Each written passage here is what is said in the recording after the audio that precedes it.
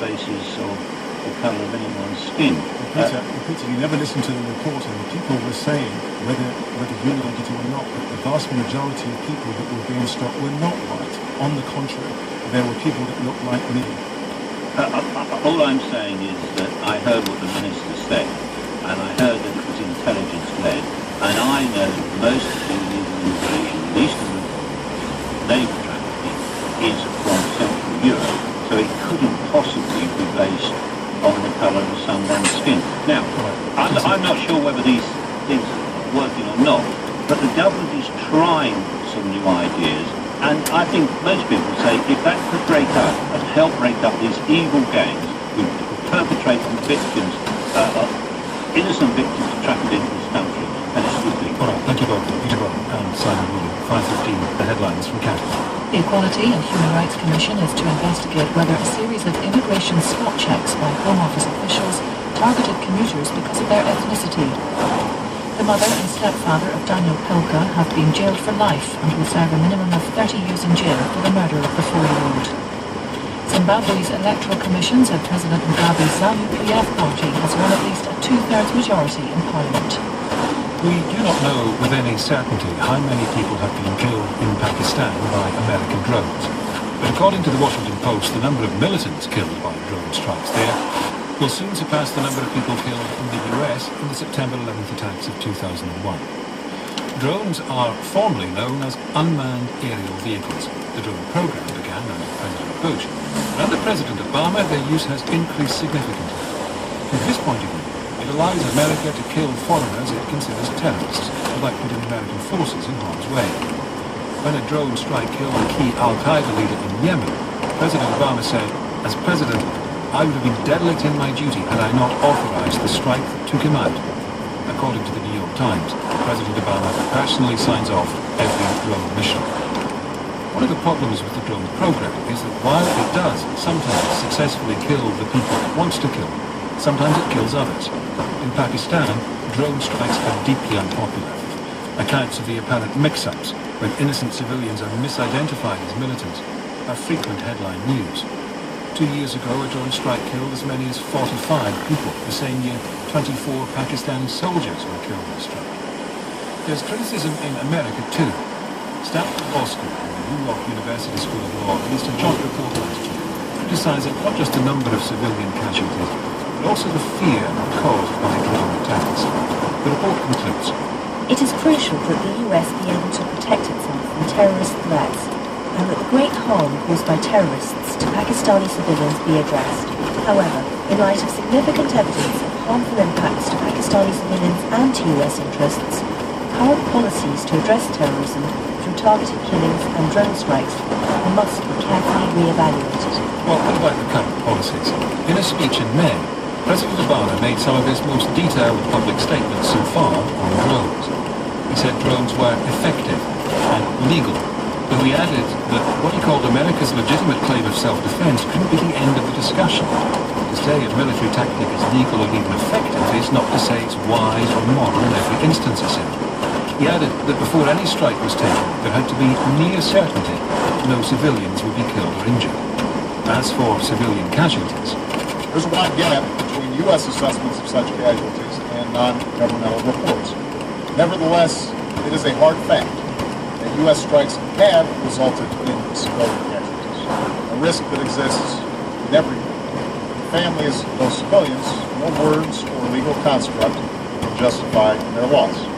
For me and those in my chain of command, those deaths will haunt us as long as we live. Just as we are haunted by the civilian casualties that have occurred throughout conventional fighting in Afghanistan and Iraq. He added,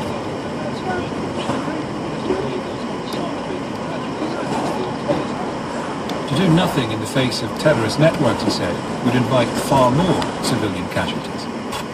So what should we make of comments in Pakistan last night by the President's own Secretary of State, John Kerry? He'd been having talks with the Pakistani Prime Minister, Nawaz Sharif, and later, in a television interview, said these words about the US drone program. "I think the program will end, as we have eliminated most of the threat and continue to eliminate it." He also said this about a timetable for ending drone strikes. I think the President has a very real timeline, and we hope it's going to be very, very soon. It is the first time such a senior member of the US administration has indicated there could be a definitive end to the program. Back in Washington, he had used the words very, very soon. A spokeswoman said, Today, the Secretary referenced the changes that we expect to take place in that program over the course of time, but there is no exact timeline to provide. Akbar Ahmed was Pakistan's High Commissioner in London. He's the author of The Thistle and the Drone, How America's War on Terror Became a Global War on Tribal Islam. Michael Boyle is Professor of Political Science from LaSalle University in Philadelphia. Akbar Ahmed, are we seeing the beginning of the end of war? It was inevitable. The fact that the Secretary turns up in Islamabad and he's a friend of Pakistan, he's been there many times, aware that a new chapter has to be opened in relations between the USA and Pakistan, and that could not happen unless the drone program was affected and substantially changed. But why now, I wonder? I mean, this, as I said, President Obama has issued more of these drone strikes than his predecessor. He seems, in the context that we've tried to describe, he seems pretty keen on it. Now, because there's a new government, popularly elected government, where political leaders like Imran Khan, the opposition leader, actually saying the day I become Prime Minister, I'm going to order the Pakistan Air Force to shoot down the drone, and there is American troop patrol taking place. Pakistan's alliance and support becomes absolutely vital for the United States. Kerry could not turn up and say business as usual and at the same time help us. So something had to give, and the first thing that gave was the drone program. He would have given assurances to the Prime Minister that this thing will be phased out. Professor Boyle, do you think we're seeing the beginning of the end of drones in Pakistan? I think we're going to see at least a very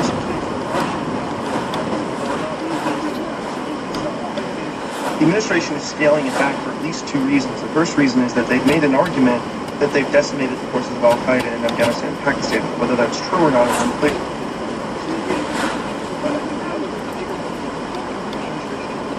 In Afghanistan. And I think part of the next in Afghanistan they recognize that they need to deal with Islamabad. And if that's the request of the Pakistani government to scale back or eliminate the drones program, which is beat out of Afghanistan nearly entirely by 2014, I think they're willing to do it. But if this is such an effective method, is the argument really that there are no more bad guys left, no more potential bad guys coming up? Well, I'm not convinced this is effective as the administration has made out. I mean, it's effective in those narrow...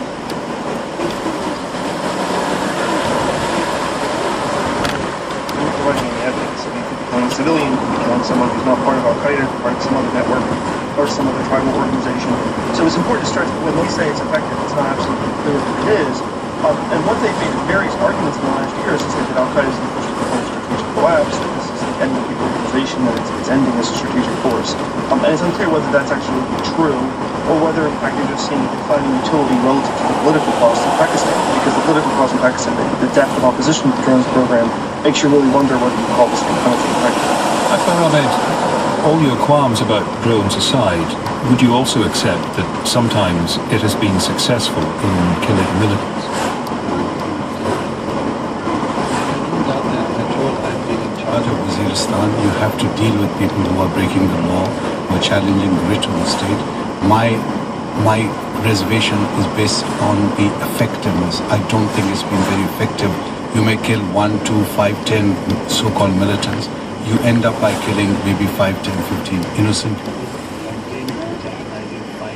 10, 20, 100, 2,000 completely neutral people who then become violently anti-American / anti-anything to do with Pakistan. And on that, sorry, I was going to just ask you, on that sort of anti-American sentiment caused by drones, how much work will the US still have to do to win people over? They've been very disenchanted by this policy. Yes. You know, my own assessment, I've been commenting and observing this for decades now. The anti-American feeling is not very deep. It's widespread, it's not very deep. And there is also some goodwill towards Americans, and it always has been in Pakistan. So I think with some vigorous efforts like Senator Kerry's, things would soon begin to get back on even track, as it were. The impact of this on the tribal areas is a completely different discussion, and that needs to be raised. The fact that the tribal areas are in total disarray, the administration has collapsed.